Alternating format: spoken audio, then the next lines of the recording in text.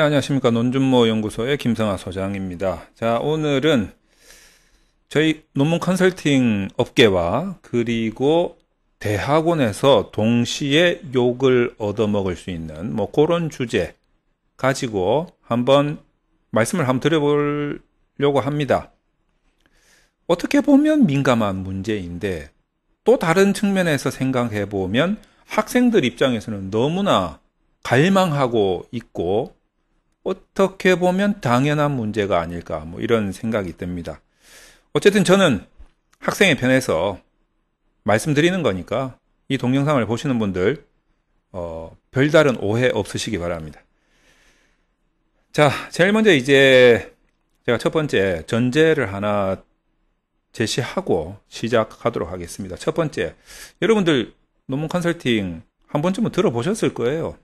자, 논문 컨설팅, 이런 직업이 있느냐, 라고 생각을 하실 수도 있지만, 실질적으로 논문 컨설팅 저도 하고 있지 않습니까? 하시는 분들 많아요. 최근에는 제가 어디서 이제 소문을 한번 들어봤는데, 학교에서 요새 박사학위가 너무 많이, 받다 보니까 박사들이 많아요. 근데 학교는 정작 학령 인구 감소로 인해서 통폐합되고 있거든요. 폐교가 되기도 하고, 이런 상황이니까 박사학위가 있어도 옛날에는 당연히 교수가 되는 게 정상적인 진로였는데 이제는 교수 되는 게 너무 힘든 거예요. 다시 말해서 학교로 들어가기가 너무 힘든 거지. 그러다 보니까 박사학위는 있고 내가 이걸 가지고 별도로 사용할 수 있는 용처가 없다면 하나의 직업으로서 논문 컨설팅 업계를 이렇게 슬그머니 이제 이렇게 들여다보면서 발을 하나 살짝 들여다 놓는 자, 요런 현상들이 좀 많아지고 있다라는 이야기를 어딘가에서 주워 들었어요. 맞는지 틀린지는 모르겠지만 어떻게 보면 그럴 것 같다라는 생각이 듭니다.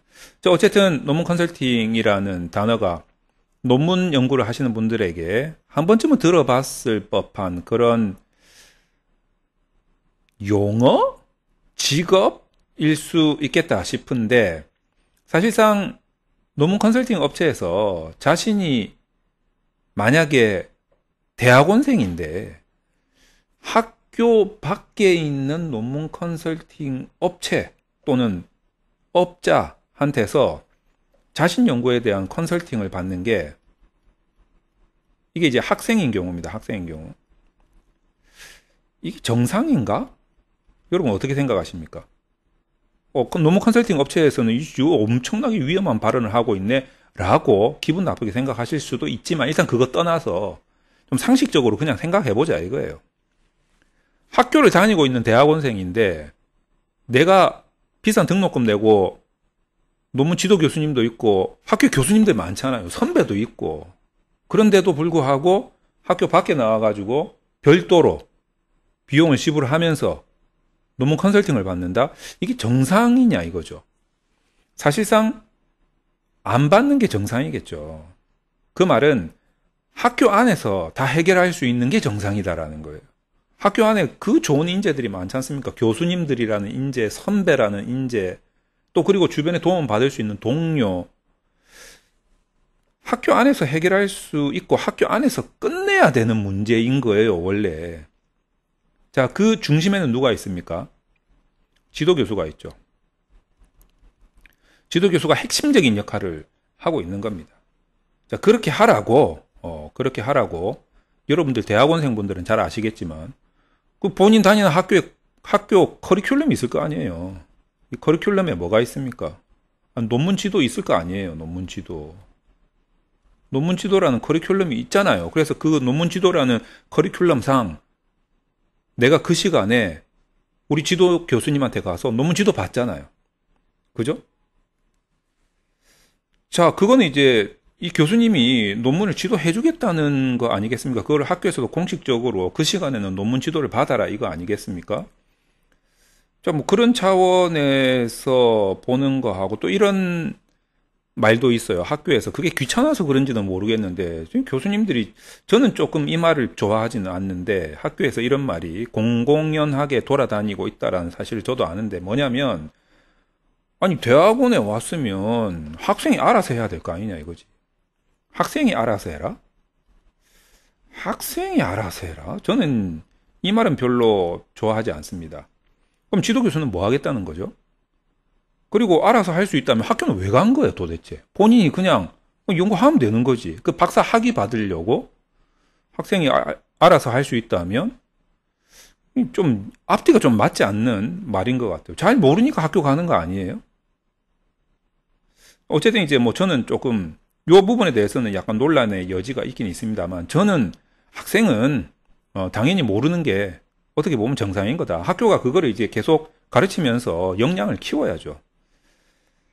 자, 그래서 이제 세 번째로 넘어가 보면, 이런 상황에서 이제 우리 학생들이 지도 교수님한테 논문 지도 시간에 논문 지도 받으러 가잖아요.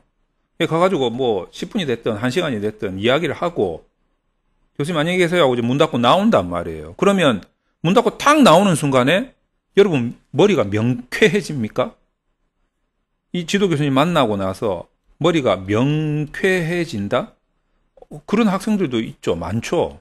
근데 이제 대부분 학교 밖에서 논문 컨설팅을 찾으시는 분들은 명쾌하지 않기 때문이죠. 지도 교수님 만나고 오면 사실상 명쾌해져야 되는 것이 정상이지 않겠습니까? 이거는 뭐 너무 상식적인 거죠. 근데 여러분, 이렇게도 한번 생각해 보셔야 돼요. 계속 상식적으로 생각해 보셔야 되는 문제입니다. 자, 조금 심리적으로 한번 들어가 볼게요. 상식적이면서도 심리적인 관점에서 봤을 때, 예를 들어서 지도 교수님 만나고 안녕히 계세요 하고 문 닫고 나왔는데 이건 더 헷갈려져 버려. 아씨, 뭘 하라는 거야 도대체? 이렇게 돼버리면 그게 과연 교수님 입장에서 내가 일부러 헷갈리게 만든 거야. 그게 내 교육 철학이야. 나름대로 내 교육의 방식이야. 그게 솔직히 심리적으로 상식적으로 생각해 봤을 때, 내가 내용을 정확하게 알고 있어서 학생이 왔을 때 내가 정확한 방향을 제시를 해주면, 그리고 이해하기 쉽게 설명을 해주면 이 학생이 나를 욕하겠습니까? 우리 교수님 최고 이러겠습니까? 당연히 우리 교수님 최고, 역시 우리 교수님, 내 인기도 높아가고 내 권위도 더 높아가고 좋은 게 좋은 거라고 심리적으로 상식적으로 그러지 않겠어요? 내가 알고 있다면, 정확하게 방향을 잡아줄 수 있다면 그렇게 하지. 그럼에도 불구하고 도대체 무슨 교육 철학인지는 모르겠으나 학생을 더 헷갈리게 만들면서 이 학생이 언젠가는 뺑뺑이 돌다가 뭐 4년이 됐든 5년이 됐든 6년이 됐든 그거를 소위 숙려기간이라고 치부를 하고 있는데, 그렇게 해서 학생이 스스로 깨닫게 만든다? 나는 그런 교육 철학은 들어보도 못한 것 같아요. 오히려 상식적으로 생각해 봤을 때 모르니까 그런 거 아니겠습니까? 교수님도 모르니까, 잘 모르니까, 아니면 바쁘거나 귀찮거나, 그러니까 학생이 더 헷갈려져 버리는 거지. 그리고 이런 경우도 있어요. 솔직히 말씀드리면, 아니 명쾌해지긴 명쾌해졌어. 그런데 머리가 막 복잡해, 아파. 그거는 이제 교수님이 잘 알고 계셔서 명쾌하게 설명은 해줬는데 수준이 학생 수준에서 설명을 못 해준 거지. 그러니까 좀 쉽게 설명을 해주셔야 되는데, 가끔 가다 보면 이제 교수님들도, 어떤 교수님은 정말 쉽게 설명해주는 교수님 계세요. 근데 어떤 교수님은 똑같은 내용인데도 굉장히 수준 높게 설명을 하니까 그걸 못 따라가는 학생들이 있거든요. 그랬을 경우에 그거는 이제 교수님들이 좀 쉽게 설명해 주시면 그건 이제 학생에 대한 배려가 아닐까 뭐 이렇게 생각을 합니다. 자, 결론적으로 지도 교수님이 경험이 많고 잘 알고 이러면 학생이 헷갈릴 이유가 없겠죠. 자, 그게 이제 어떤 지도 교수님의 문제가 아닐까 저는 이제 이렇게 생각을 합니다. 그리고 이제 또 하나가 어떤 거냐면 학교 문제예요. 학교 문제. 학교의 어떤 시스템적인 문제예요. 학교에서 이제 대학원생 분들의 연구를 위해서 어떤 논문 지도라는 커리큘럼을 두고 있긴 한데, 뭐 예를 들어서 이제 옵션으로 뭐 조사 방법론 같은 연구 방법에 대한 커리큘럼도 있긴 있어요. 방법론. 그리고 이제 뭐 방학이나 이럴 때는 이제 뭐 특강도 개최를 하고 이제 어떤 노력을 하고 있는 거는 제가 알고는 있는데 수업 대비 이런 연구 역량을 키우는 비중이 상대적으로 너무 낮지 않나 이렇게 생각을 합니다. 자, 그래서 사실 학교가 시스템적으로 학생들의 연구 역량을 논문을 쓰기 전까지 입학을 하고 나서 논문 쓰기 전까지 연구 역량을 높였어야 돼요. 충분히 그런 시간이 있었다라고 저는 생각합니다. 그래서 학생이 연구 논문을 못 쓴다고 학생을 탓할 게 아니라 그 전에 학교의 책임에 대해서 좀 생각을 해 봤어야 되지 않나 저는 이렇게 생각을 합니다. 다시 말해서 우리가 생각하는 대학원이라는 거 있지 않습니까? 대학원의 본질이 뭘까? 이걸 좀 곰곰이 생각을 해 보셔야 돼요. 그럼 이제 학부의 역할은 뭘까? 이것도 생각을 상대적으로 생각을 해놓고 비교를 해야겠죠. 학부의 역할은 지식을 쌓는 거죠. 지식. 그래서 이제 학부는 수업 위주로 돌아가는 게 저는 정상이라고 생각을 합니다. 하지만 대학원은 연구에 더 본질이 있지 않나 이렇게 생각을 합니다. 대학원은 그러니까 어떻게 보면 이런 거죠. 학부까지는 교육기관이라고 저는 생각을 하고 있고 대학원부터는 교육기관이라기보다는 연구기관이 아닐까. 물론 이제 약간 교육의 일환도 있긴 있지만 자, 그래서 대학원이라고 하면 일단 연구 역량을 키우는데 좀 커리큘럼이 집중되어 있어야 되지 않나 이렇게 생각을 하고 있습니다. 1학기 딱 들어가자마자 수업을 할 게 아니라 좀 연구 역량을 키우는데 좀 집중을 해서 투자를 해야 되지 않을까라는 생각을 합니다. 그런데 현실적으로 보면 저는 이렇게 생각해요. 약간 우스갯소리로 우리가 이제 뭐 보통 일반 대학원 있지 않습니까? 일반 대학원은 비중이 어떻게 되어 있냐면 수업 비중이 많다. 그럼 이제 특수대학원이 있잖아요. 특수대학원은 솔직히 수업 비중보다는 사교 비중이 많다. 사교 모임 하려고. 특수대학원 다니시는 분들은 이런 말 많이 들으셨을 거예요. 특수대학원 왜 가는데? 사람 만나려고. 그래서 너무 이런 쪽에 목표가 있다 보니까 특수대학원 같은 경우에는 뭐 제가 알기로도 학생들이 논문을 못 쓰거든. 왜냐하면 역량을 키울 생각도 안 했으니까. 그러다 보니까 이제 학생들이 논문을 너무 못 쓰거든. 그러니까 시험 쳐가지고 학위 주겠다 뭐 이런 이야기가 나오고 있고 지금 이렇게 투트랙으로 진행이 되고 있지 않습니까? 특수대학원 같은 경우에는. 논문 쓰는 사람 논문 쓰는 대로 논문 못 쓰는 사람들 시험 쳐가지고 학위 주고 뭐 그러고 있는 거예요. 그러면 이제 이 중에서도 박사과정 가는 사람들이 있을 거 아니에요.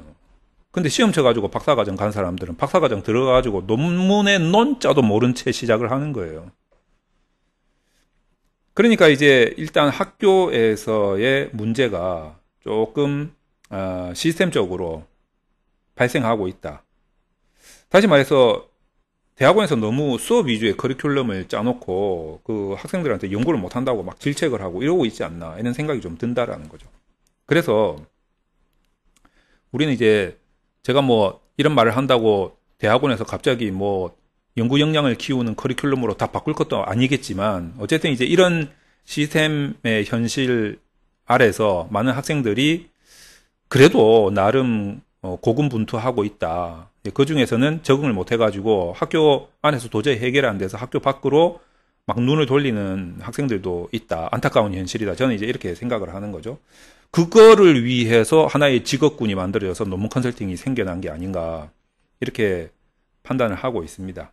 뭐 심지어는 학교에서 이런 문제도 있어요. 솔직히 뭐 이거는 이제 또 별개의 문제이기도 하지만 지금 많은 논란이 되고 있는 표절 검사 시스템 있잖아요. 저는 이제 다른 동영상에서도 이 표절 검사 시스템과 관련돼서 여러 가지 의견도 냈었고 심지어는 이제 뭐 방송에도 나왔었고 언론에도 인터뷰를 한 적이 있습니다만 솔직히 이제 저는 이제 표절 검사에 대해서는 어떤 형식적인 부분도 중요하죠. 하지만 형식적인 부분보다는 조금 실질적인 내용적인 표절이 중요하다라고 생각이 듭니다. 이 두 개가 전혀 별개의 문제는 또 아니에요. 그러니까 내용적으로 표절이 많으면 형식적으로 당연히 표절의 문제가 생기고 형식적인 표절이 많으면 당연히 내용적에도 표절의 문제가 생기는데 사실 이제 이 두 개가 같이 돌아가는 거란 말이에요. 비례해서 같이 돌아가는 건데 어느 날 표절 검사를 하는 소프트웨어가 탁 나오고 나서 너무 형식적인 표절, 그러니까 소프트웨어가 잡아내는 형식적인 표절에 거의 몰빵하고 있는 분위기. 이거 연구 그 논문 지도와 심사 과정에서 좀 내용적인 것도 좀 들여다보라는 소리입니다. 내용적인 것도. 그러니까 폐해가 어떻게 나타나냐면 내용적으로는 표절인데 형식적으로 소프트웨어가 못 잡아내도록 하는 이상한 요령도 막 생기고 그런단 말이에요. 그러니까 논문 지도에서 심사 과정에서 그게 또 드러나지가 않아. 그래서 그런 부분에 대해서 폐해가 있기 때문에 이런 소프트웨어가 상당히 도움은 되죠. 우리가 연구를 하는 데 있어서 정말 많이 도움을 받고는 있습니다. 그런데 실질적인 표절, 내용상의 표절, 연구 모형의 표절 이런 부분에 대해서 교수님들의 역할이 뭐겠냐 이거예요. 교수님들이 학생과 다른 점은 뭡니까? 정말 연구를 많이 해보고 연구 논문을 많이 읽는 사람들 아니겠습니까? 그분들이 내용상의 표절도 신경을 좀 쓰자라는 거예요. 그리고 그 이전에 제가 앞에서 말씀드렸던 학교의 시스템적인 부분이나 지도교수의 역할이나 이런 부분들이 잘 커리큘럼상 반영이 되어서 학생들의 연구 역량이 높아져야 이 문제를 학생들이 해결을 하고 들어올 거 아닙니까? 그래서 그런 문제들이 다 어우러져 있다. 연결되어 있다. 이 말씀을 꼭 드리고 싶습니다. 자, 그럼 이제 큰 두 번째로 넘어가가지고, 자, 학교의 문제가 이러니까 아무래도 이제 학생들이 학교 밖에서 자신의 연구 문제를 상의할 대상을 찾고 있는 거예요. 소위 말해서 이제 자문을 받고 싶은 거지. 컨설팅을 받고 싶은 거예요. 자, 이 컨설팅을 이제 찾게 되었을 때, 저는 이제 컨설팅을 하는 사람의 입장에서 보면 학생들이 정말 이런 말이 맞는지는 모르겠는데 불쌍하다는 생각이 들어요. 애처롭다. 왜 그러냐면 컨설팅을 받으러 오시는 학생들은 진짜 10이면 10명 다 자신감이 없어요. 그리고 막 의존하려고 해요. 자신의 논문을 그냥 막 맡겨버리고 싶은 거지. 이 현실에서 그냥 도피하고 싶은 딱 그런 모습이 보입니다. 제가 이제 항상 말씀을 드리죠. 아니, 다 쓸 수 있는 건데 왜 이렇게 자신감이 없느냐 하면 이미 이 학교 내에서 엄청나게 자존감과 자신감이 다 떨어져 버린 상태에서 오신 거예요. 그러니까 이분들은 제가 뭐 컨설팅을 하기 이전에 항상 드리는 말씀이 뭐냐면 자신감 회복부터 하셔야 돼요. 다시 말해서 학교 내에서 이런 자신감과 자존감이 떨어진 이유에 대해서는 제가 앞에서 언급해 드렸던 바와 같이 학교의 시스템 또는 그 지도교수의 역량, 지도교수의 뭐 역량이라든지 뭐 지도교수의 뭐 스타일이라든지 뭐 이런 것들이 있겠죠. 이 외에도 또 다른 요소들도 있습니다. 그런데 어쨌든 이제 이런 부분 때문에 떨어진 자신감을 가지고 자신을 너무 평가절하한다? 스스로를 너무 나는 바보다. 뭐 나는 수학 1도 몰라. 논문 1도 몰라. 난 글도 못 써요. 난 초등학교도 못 나온 것 같아. 뭐 이런 식으로 자신을 너무 비하하고 있다. 스스로를 너무 비하하고 있다. 저는 이런 문제가 상당히 큽니다. 이렇게 되면 안 돼요. 진짜 제가 이런 말까지도 이분들한테 말씀드리는데, 그 정도로 자신감 없으면은 그냥 포기하시는 게 낫다. 뭐 대학원 뭐 학위 이것보다 건강이 더 중요한 거 아니겠습니까? 신체 건강과 정신 건강. 이 정도까지 자신을 비하할 정도면 정신 건강이 너무 피해를 받은 건데 그냥 나 같으면 이거 포기하겠다. 이런 말까지 제가 합니다. 심지어는 이제 어떤 분한테는 너무 이게 심하니까 아니 이럴 것 같으면 대학원을 왜 가셨습니까? 아예 입학을 하지를 말았었어야지. 이렇게 인생에 대해서 자신을 비하시키는 원흉이 되는 이 대학원 입학이라는 걸 왜 하셨냐 이런 말씀까지 제가 드린단 말이죠. 근데 이제 사실은 이게 아닙니다. 자신감 이게 떨어질 필요도 없고 이렇게 남한테 그렇게 막 의존할 필요가 없어요. 왜냐하면 뭐 이렇게 그 특별히 뭐 아주 특별하게 뭐 기술적이거나 뭐 과학적이거나 또는 뭐 아니면 뭐 아주 예술적이거나 뭐 요런 것들은 정말 깊이 있는 공부가 좀 돼야 되는 부분인 거죠. 자, 요런 것들이 아니면 그 사실 논문 쓰는 데 있어서 장벽이 그래 높지가 않아요. 일반적인 뭐 인문학, 사회학 이런 학문들을 제가 비하하는 게 아니라 연구하기가 상대적으로 좀 쉬워요. 그거는 이제 자연과학과 사회과학의 차이점인데 자연과학은 기본적인 과학적인 기초 지식뿐만 아니라 그 실험 방법을 아주 잘 알고 있어야 됩니다. 그 기자재부터 시작해가지고 다루는 법이라든지 그러니까 그런 연구가 아니라 이제 뭐 사회과학이라는 거는 사람이 살아가면서 얻는 어떻게 보면 우리 DNA에 있는 간접적인 지식과 우리가 경험한 직접적인 지식을 가지고 인간이 인간을 연구를 하는 거기 때문에 내가 인간인데 인간을 모르겠어요. 그러니까 상대적으로 좀 수월하게 연구를 진행할 수 있는 부분들이 당연히 있다고요. 자, 그렇기 때문에 요런 학문을 하시는 분들이라면 굳이 자신감을 떨어뜨릴 필요가 없어요. 다 할 수 있거든. 요령이 없고 방향을 제대로 못 잡아서 지금 그리고 특별히 이제 지도 교수님이 막 압박감을 넣는다거나 또는 학교에서 분위기가 안 좋아가지고 막 어떻게 보면 이제 뭐 가스라이팅 당한 거지. 이제 그런 상황에서 자신을 너무 비하하게 되니까 막 할 의지가 없어지는 막 그런 상태가 되는 건데 할 수 있습니다. 그리고 본인이 심사를 받을 거기 때문에 어차피 해야 돼요. 예. 그렇기 때문에 내가 좀 의무감도 가지면서 좀 책임감도 가지면서 내가 할 수 있다라는 자신감도 좀 가지셔야 돼요. 그래서 저는 이분들한테 꼭 이런 말씀 드리고 싶다라는 거예요. 여러분이 이런 분들이 컨설팅을 받겠다라고 했을 때는 여러분 컨설팅을 너무 그렇게 막 크고, 굉장히 기획이 잘 돼 있는 거 이렇게 생각하실 필요가 없어요. 그냥 자문이에요, 자문. 컨설팅은 그냥 자문 받는 건데 이 논문을 처음부터 끝까지 막 다 자문 받겠다 이렇게 하시면 안 되는 거예요. 자문은 언제 받는 겁니까? 내가 정말 진행을 하다가 어려움에 봉착했을 때 내 힘으로는 도저히 이 문제는 해결할 수 없을 것 같을 때 딱 그때만 자문을 받으면 되는 거거든요. 근데 이 논문이라는 게 처음 시작해서부터 끝까지 전부 다 어려움과 난관과 복잡한 문제로 이루어지는 게 절대 아니거든요. 그러니까 논문이라는 거는 좀 어렵고 좀 복잡한 문제들이 뭐 두세 군데 있어요. 예, 하다 보면 논문을 많이 쓰다 보면 그 부분만 해결을 하면 된다라는 거죠. 대표적으로 제가 말씀드린 게 처음에 방향 잡을 때 어떤 이제 연구 계획 수립할 때 요때는 이제 막 설계도 해야 되고 이러니까 요거 경험 없으면 잘 못 하거든요. 그러니까 처음에 방향 잡을 때. 두 번째가 어떤 거냐면 이제 뭐 분석할 때. 요 분석 기법을 자기가 알면 하면 돼요. 근데 분석 기법을 잘 모르거나 소프트웨어 뭐 사용을 한다고 했을 때 소프트웨어 사용법을 모른다거나 이랬을 경우에는 조금 어려움이 있을 수 있죠. 사실 한 두 번 정도 자문 받는 게 뭐 기본이다 저는 이렇게 생각하고 만약에 이제 굳이 한 번 더 받는다면 뭐 전체적인 뭐 검토라든지 뭐 이런 거 있잖아요. 근데 사실 이런 부분도 벌써 뭐 저도 그렇고 뭐 다른 유튜버 분들도 마찬가지겠지만 교수님들 중에서 유튜브 운영하시는 분들이 이런 거 강좌로 많이 만들어 놓고 있거든요.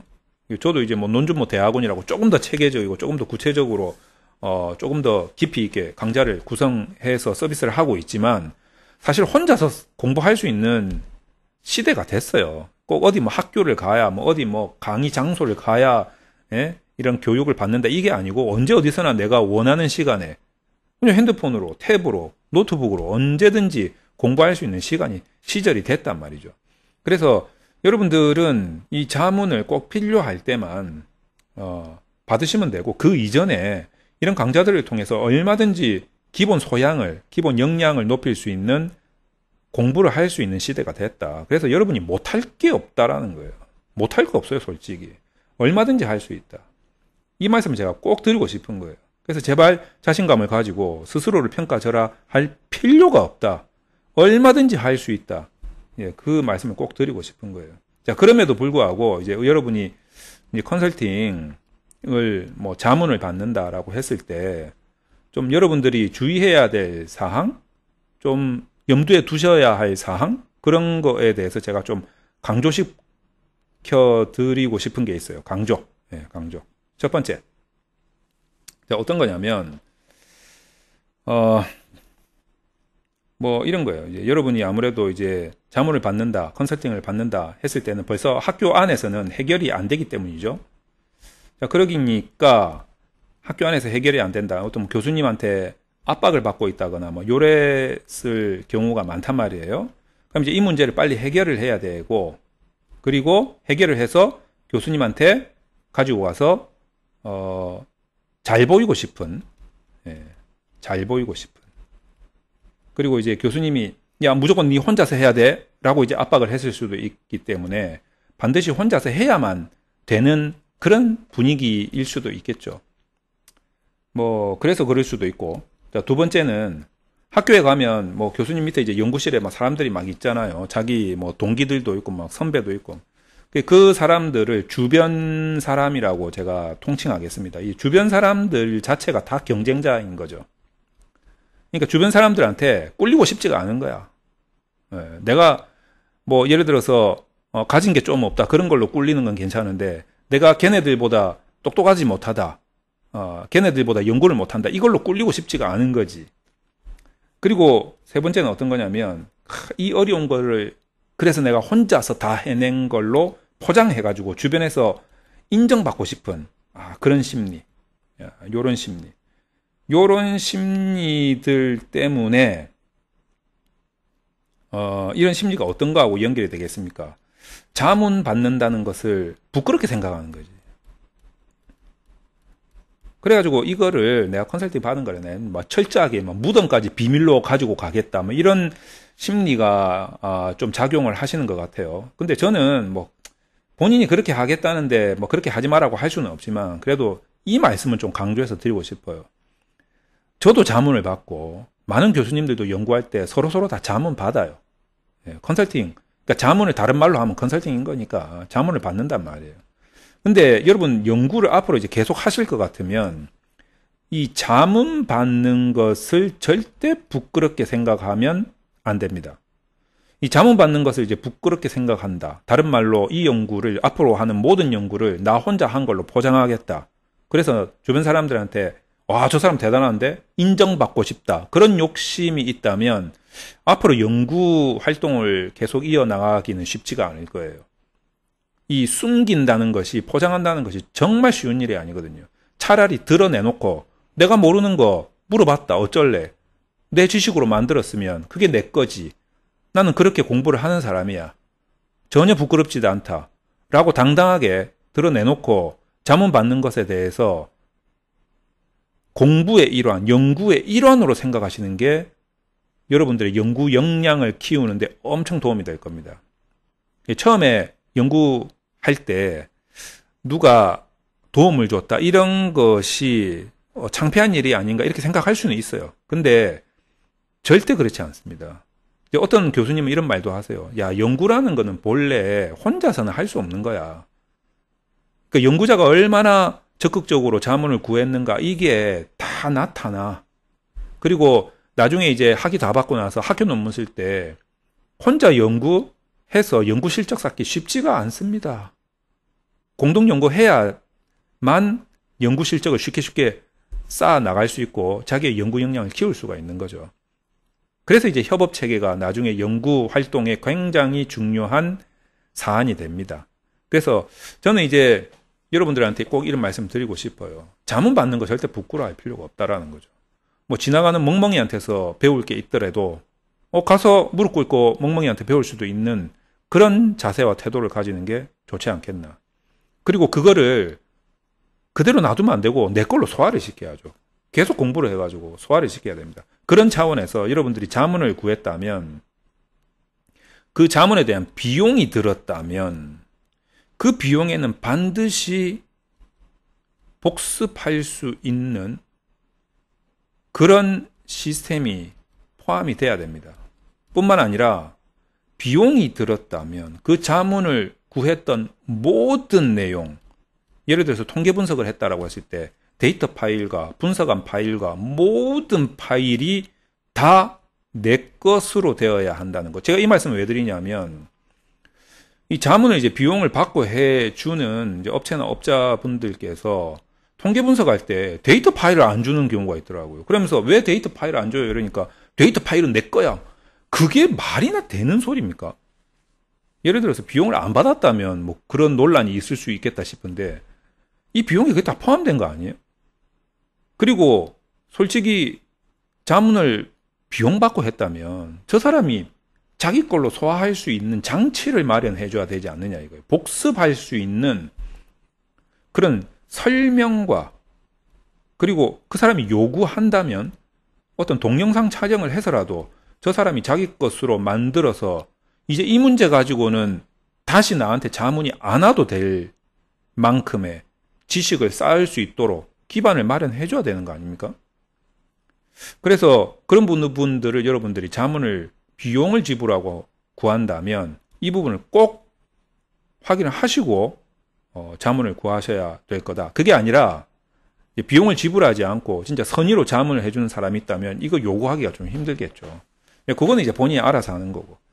자, 그래서 여러분들이 지금 대학원생분들 같은 경우에 이제 뭐 방학이니까 조금 여름에는 휴가도 갔다 오셔야 되고 조금 쉬셔야 되고 하겠지만 이제 대학원으로 이제 개학을 해서 다시 학교를 가게 되면 이제 당장 내일 모레 이제 논문 써서 제출해라 이런 압박을 받으시는 분도 계시고 연구 계획서 제출해라 뭐 이렇게 하는 분도 계시고 이제 그런 선배들을 보면서 내가 이제 학교를 이제 다니게 되는 신입생들도 계실 거란 말이에요.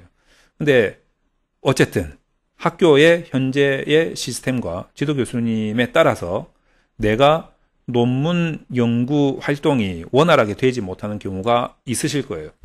자, 그럴 경우에는 지금 당장 학교를 탓할 수도 없고 지도 교수님한테 가서 따질 수도 없으니 여러분이 미리미리 공부를 좀 하셔가지고 자문을 구할 수 있는 거는 좀 부끄럽게 생각하지 말고 적극적으로 자문을 구하고 그것들을 잘 활용해서 모두 다 내 것으로 만드셔야 돼요.